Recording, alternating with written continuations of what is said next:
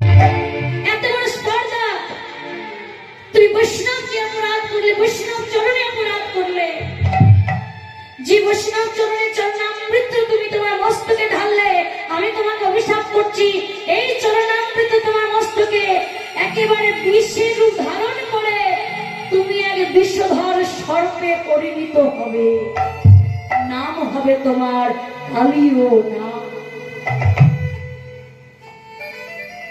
দুটি নয়নের জলে কেঁদে কেঁদে রাজন বলছে, বলিব আমি বড় ভুল করে ফেলেছি, কৃপা করে আপনি আমায় ক্ষমা করে দিন,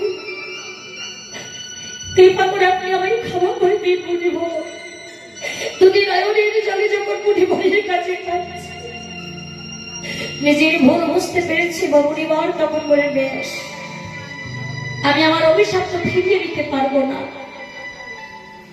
একটা কথা বলি বাবা, যে লীলাটা আমায় দিয়েছেন কালী দমন, এতে নাচ গান বেশি থেকে তত্ত্বগুলো বেশি আস্বাদন করতে হয়, কারণ তত্ত্বগুলো যদি বাদ দিয়ে চলে যায় কালী লীলার বুঝতে পারবেন না। লীলাটা তত্ত্বগুলো আস্বাদন করতে হবে।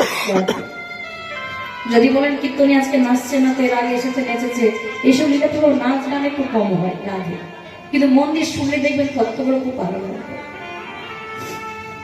তা যেই না মা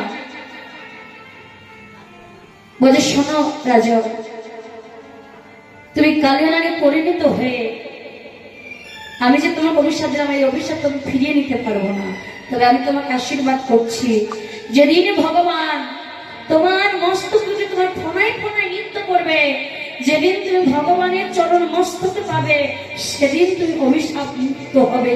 প্রেম সে বলনি তাই গৌর হরি। আর এই কালীয় নাগের বিষের জলে বাবা, এই কালী দহটা বিষ জলে ভর্তি।